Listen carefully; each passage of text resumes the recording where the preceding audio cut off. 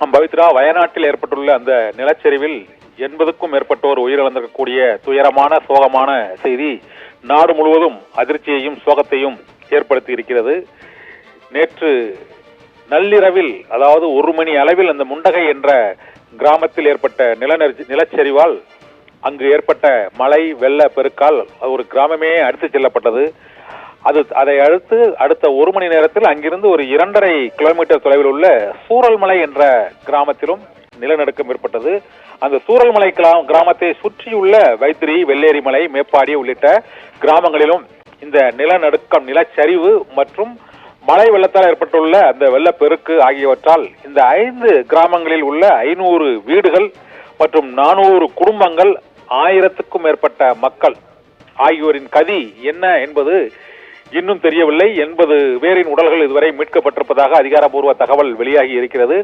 ஒட்டுமொத்த தேசத்தையே உலுக்கியுள்ள இந்த வயநாடு நிலச்சரிவு சம்பவத்தில் 1 மணி நேர இடைவெளியில் அடுத்தடுத்து நிலச்சரிவு, கடுமையான கனமழை, தூங்கிக் கொண்டிருந்த மக்கள் அடுத்து செல்லப்படுவதே தெரியாமல் அந்த கிராமத்தில் உள்ள வீடுகள் நிலச்சரிவில் புதைந்துள்ளன.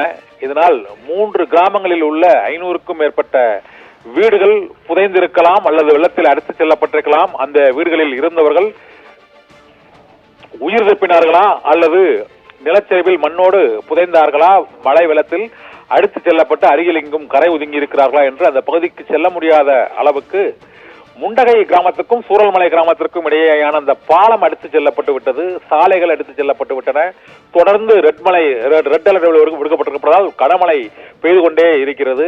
இதனால் மீட்பு படையினரும் அந்த கிராமத்தை நெருங்குவதில் சிக்கல் ஏற்பட்டிருக்கிறது. ஓரளவு அருகில் சென்று ட்ரோன்கள் மற்றும் மோப்பநாய்கள், ஹெலிகாப்டர்கள் ஆகியவற்றின் உதவியுடன் தேசிய பேரிடர் மீட்பு குழுவினர் பெங்களூருவில் இருந்தும், கோவை சூலூரில் இருந்தும், கேரளாவின் கண்ணூரில் இருந்தும் அந்த ராணுவத்தின் பொறியியல் நிபுணர் குழு அங்கு தரையிறங்கி இருக்கிறது. மோப்பநாய்கள் உதவியுடனும் ட்ரோன்கள் உதவியுடனும் அந்த பகுதிகளில் இப்போது தேடும் பணியை தீவிரப்படுத்தி இருக்கிறார்கள். இந்த உயிரிழப்பு மேலும் அதிகரிக்குமா என்ற ஒரு அச்சம் ஏற்பட்டிருக்கிறது. ஏனென்றால் 3 கிராமங்கள் மண்ணோடு மண்ணாக புதைந்து மழை வெள்ள நீரில் அடுத்து செல்லப்பட்டிருப்பதால் அந்த கிராமத்தில் இருந்த 500 வீடுகள், 700 பேரின் கதி என்ன என்ற கேள்வி எழுந்திருக்கிறது.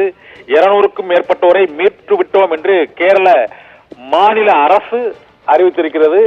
இருந்த போதிலும் அந்த பகுதிகளில் தொடர்ந்து நிலச்சரிவு ஏற்பட்டிருப்பதால் நிலச்சரிவை தொடர்பாக அங்கு மீட்பு பணியை ஒருங்கிணைப்பதற்காக சிறப்பு அதிகாரிகளையும் கேரள மாநில அரசு நியமித்திருக்கிறது. இந்த IAS அதிகாரி கொண்ட அந்த நிலச்சரிவு மீட்பு சிறப்பு அதிகாரி இந்த மீட்பு பணிகளை தொடர்ந்து ஒருங்கிணைத்து வருகிறார்.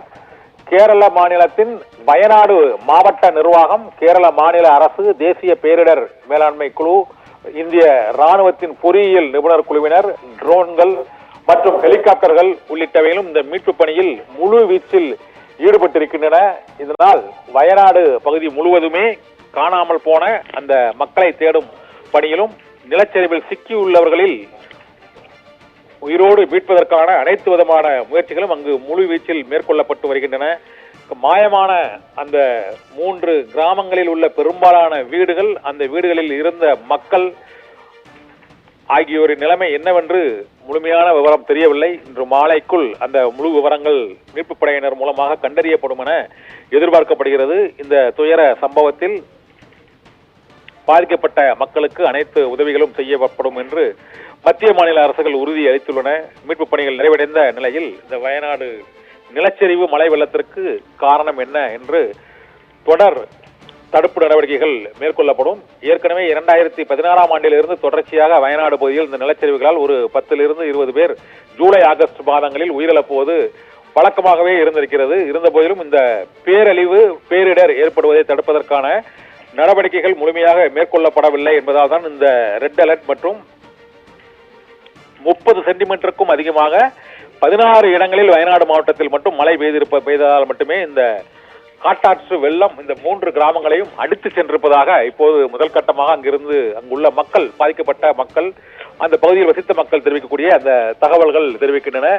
வயநாட்டில் தமிழகத்தின் நீலகிரி மாவட்டத்தைச் சேர்ந்த ஒருவரும் இந்த 80 பேர் உயிரிழப்பில் ஒருவர் உயிரிழந்திருப்பதாக இப்போது தகவல் வந்திருக்கிறது. ஏனென்றால் தமிழகத்தின் அண்டை மாநிலமான கேரளாவில் கோவை நீலகிரி மாவட்டங்களைச் சேர்ந்தவர்களும் இந்த வயநாடு மாவட்டத்தில் பல்வேறு பணிகளுக்காக தொழில் நிமித்தமாகவும் அங்கு சென்றிருக்கலாம், சுற்றுலாவுக்கு சென்றிருக்கலாம். அவர்களும் இந்த நிலச்சரிவு வெள்ளத்தில் சிக்கி இருக்கக்கூடும் என்று தெரியப்படுகிறது. இப்போதைய தகவலின்படி நீலகிரி மாவட்டத்தைச் சேர்ந்த ஒருவர் வயநாடு நிலச்சரிவு மழை வெள்ள பேரிடரில் சிக்கி உயிரிழந்திருக்கிறார் என்று அடையாளம் கண்டுபிடிக்கப்பட்டிருக்கிறது.